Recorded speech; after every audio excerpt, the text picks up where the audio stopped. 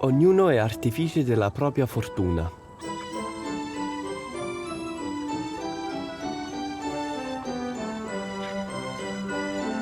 A ovest di Gryntafjörður, su Snæfellsnes, una volta vivevano un fratello e una sorella di nome Sveinn e Guðrún. I loro genitori erano morti a distanza di 2 anni l'uno dall'altro. Il padre morì in mare e la madre si ammalò e morì nel giro di pochi mesi. All'epoca Guðrún aveva 19 anni e Sveinn era 2 anni più giovane. Ai fratelli fu permesso di continuare a vivere nella fattoria, anche se alcune persone del distretto lo ritenevano poco opportunità. All'età di 20 anni, Sveinn era forte come un toro e più alto del maggior parte degli altri uomini. Era intraprendente, sapeva usare bene le mani, era esperto sia nella lavorazione del metallo che del legno ed era anche molto richiesto anche come scalpellino. Dopo la perdita dei genitori, Sveinn si rivolse a Dio.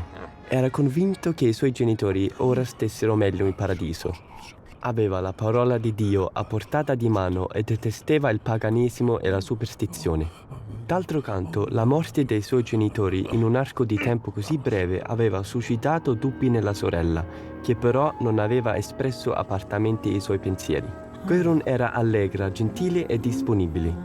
Di conseguenza accade che poiché l'ostetrica del distretto stava invecchiando, Guðrún andò ad aiutarla come assistente. I loro compiti le portarono in tutta la zona e Guðrún era ben voluta ovunque andasse. Molti la guardavano con occhi calorosi e speranzosi, ma lei diceva che non si sarebbe sposata finché Sveinn non avesse trovato moglie. E così fece quando il fratello, a 23 anni, si fidanzò con una ragazza di Ref e decisero di sposarsi quello stesso anno. Una caratteristica montagna chiamata Firðafjall si ergeva sopra la fattoria.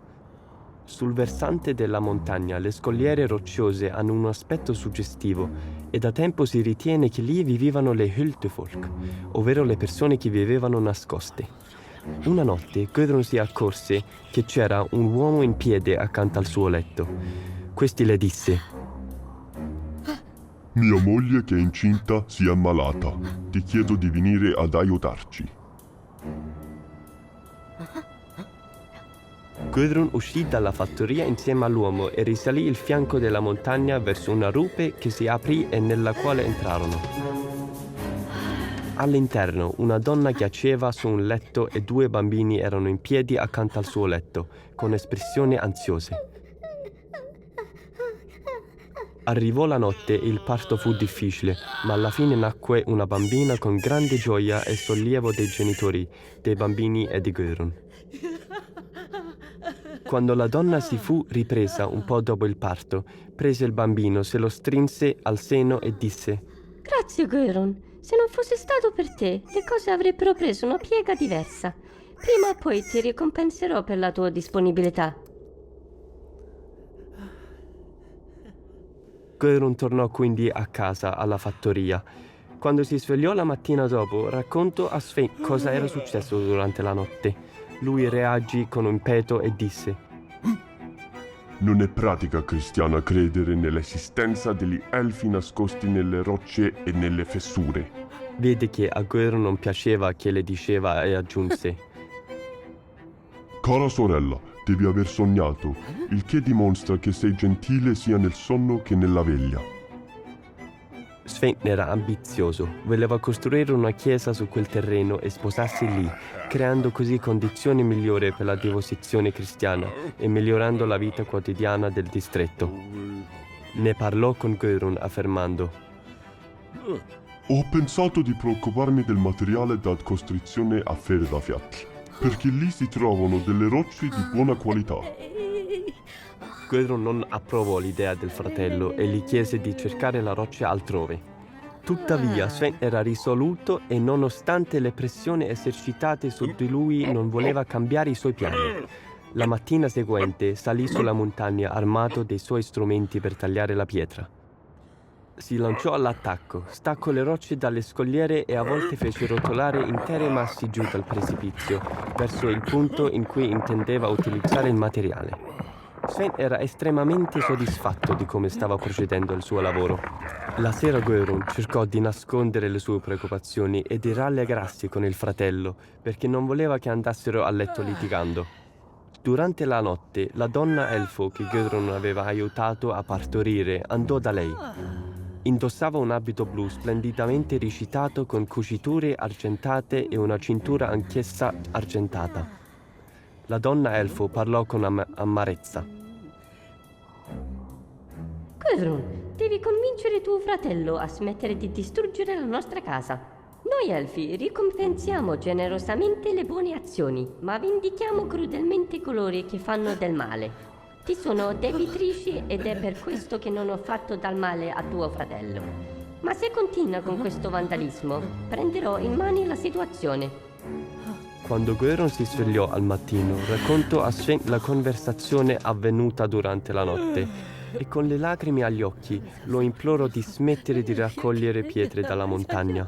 Lui si rifiutò di prenderlo in considerazione e disse che era la sua ansia a causargli gli incubi. Non sono mai stato informato della presenza degli elfi e per me è impossibile prendere sul serio qualcosa che non è reale e non esistente.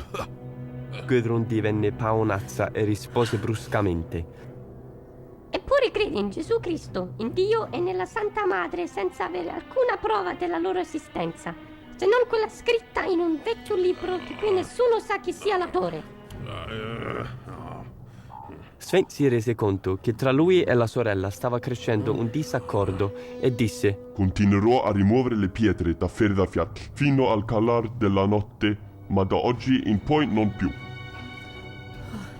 Gudrun capì che non si sarebbe lasciato dissuadere. Sven lasciò perdere, ma Gudrun andò alla ricerca del luogo in cui pensava di esserci addentrata nelle scogliere nella speranza di incontrare la donna elfo. Voleva raggiungere un accordo, ma gli elfi rimasero nascosti. Sven si mise al lavoro con un po' meno energia rispetto al giorno precedente. Era pensieroso per la reazione della sorella. Non gli aveva mai risposto in quel modo. Si sedette e quando sollevò lo sguardo dai suoi pensieri, vide una donna sul bordo della scogliera. Era vestita di blu e aveva una cintura argentata intorno alla vita. Era una donna magnifica, ma aveva un'espressione arrabbiata. Capì che si trattava della donna elfo di cui sua sorella lo aveva messo in guardia. Si alzò e stava per dirle che avrebbe smesso di rimuovere le pietre. Prima che lui potesse dire una parola, lei allungò le mani e le fece roteare. Non riusciva a parlare e cominciò a girare su se stesso in modo incontrollabile, come una trottola, sempre più velocemente. Era stordito, ma rimase in piedi.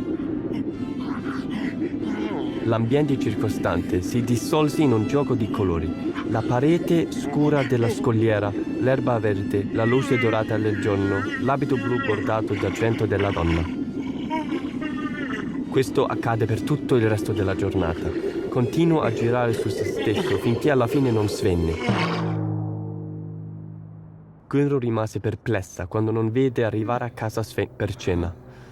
La sua ansia aumentava sempre di più mentre saliva sul fianco della montagna e non sentiva alcun suono del fratello mentre colpiva la roccia con i suoi strumenti per tagliare la pietra o per ripulirla.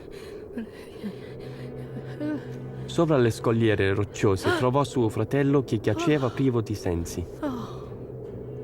Ci volle molto tempo per rianimarlo e riportarlo alla fattoria. Sembrava di cattivo umore e non disse una parola, ma si sdraiò sul letto e si addormentò. Le sue condizioni rimasero invariate per molti giorni. Sven divenne distaccato, con lo sguardo tremolente e la tendenza ad allontanarsi dalla fattoria.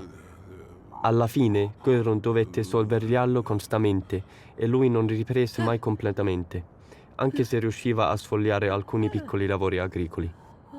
Sven sopravvisse in queste condizioni per 2 decenni. Un giorno Gudrun lo trovò morto accanto al mucchio di pietre che aveva gettato giù dalla montagna tanti anni prima. Dopo di ciò, Gudrun visse da sola nella fattoria finché non invecchiò e non fu più grande di prendersi cura di se stessa. Fu poi portata in un'altra fattoria dove morì in età molto avanzata. La gente della comunità aveva opinioni diverse sulle misure adottate dagli elfi e la mancanza del fabbro Sven era molto sentita. Quando a Gudrun veniva chiesto se provasse risentimento verso gli Elfi, lei rispondeva sempre: Ognuno è artefice della propria fortuna. La storia della prevista costruzione della chiesa rimase impressa nella memoria della comunità per molto tempo dopo la sua morte e col tempo la montagna divenne nota come Kirkjufell o montagna della chiesa. È così ancora oggi.